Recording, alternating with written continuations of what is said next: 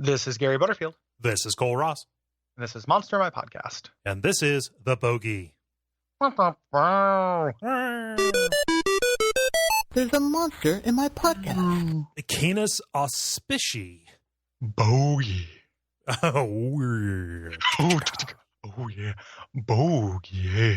yeah. Call him Bogie because he's just one more. Yeah, see? Yeah. Bogie.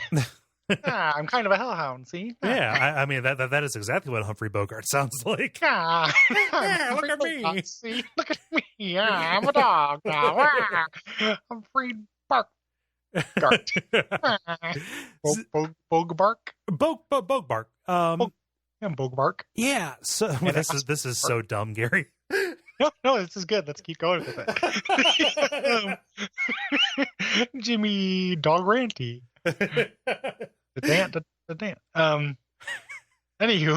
Anyway, so the Bogie, these are big old dogs that have little antenna that can cause people to slip and fall by howling. Yeah, there's sensory organs. Yeah, it says they don't know. This is where the voice kind of comes through of Patterson. Uh-huh. Where the end, where it's like, the howl of a Bogie is reputedly one of the most mournful sounds in nature. One cataloger, with a touch of too much imagination, has written that the Bogie's howl reminds us of our own mortality, producing a profound unease in the auditor. So, okay. One cataloger who's a horrible hack named Steven. Yes, Steven's paranormal guide to North America. Just bumbling around, being a real amateur. Just a real amateur about this stuff. Yep, he thought he was a poet. Yeah. But yeah, these are big dogs, and they howl. Mm-hmm. And that makes it can make you fall down. They have one of my favorite powers that Shadowrun has, which is accident. It's so good. Yeah, which is exactly what it sounds like. Yep. It is literally just, there is something about this animal that is related to or linked to the idea of either luck or fate, and it has some kind of sway over the way things are going to go. They're scarlet witches. Yeah. And if you get a female Bogie, it's the scarlet bitch. Who has hex powers. Yep. Yeah.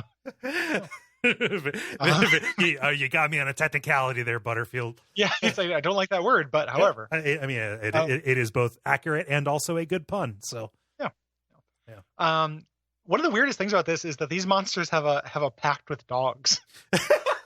That's fucking weird. They worked out an uneasy détente. Yeah, they do. Bogies are closely related to dogs who sense their kinship. Normal canines, even trained guard dogs, will not bark to announce the approach of a Bogie, and the two types of creatures will never fight one another. Let's fucking let it slide, Rover. Come on. Yeah.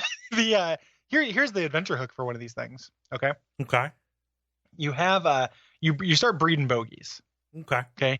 And you get a Bogie that's a little bit shorter because these things are pretty big. Yeah. What are you selecting for? You want them to be smaller. Okay.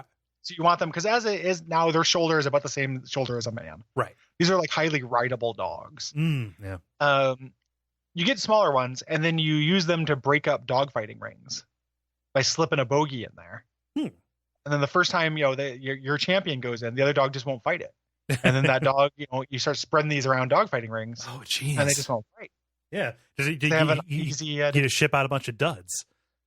Yeah, exactly. You got the dog. Dud. Yeah, the dog. Yeah, you got the dog. Hello.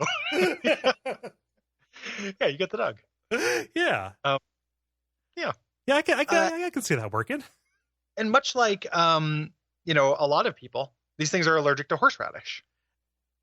I saw that. So this is all mostly in the shadow talk where they're talking about wolfsbane. Somebody's like, "Oh God, they're goddamn werewolves," and like there's this ongoing argument about whether or not they shapeshift, right? But yeah, like if they dig up some horseradish, then they go and die. They have a severe allergy to aconite or horseradish, aka wolfsbane. Yeah.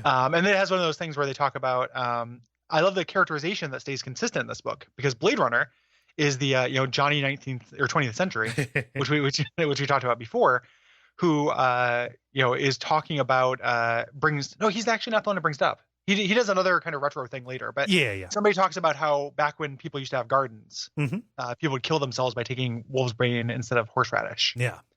How much horseradish do you fucking need that you have to grow it? I'm gonna put this on everything. This is going on my Cheerios because I'm a goddamn maniac. Well, I thought that they got horseradish from the ground because like that's why they build Arby's where they build them. So they can tap into the ley lines. Yeah, to tap into the horsey sauce aquifers. Yeah, these bogies swimming around in it. Their corpses just floating around. Need more dogs. All right. Brought to you by our backers at patreon.com/duckfeed.tv.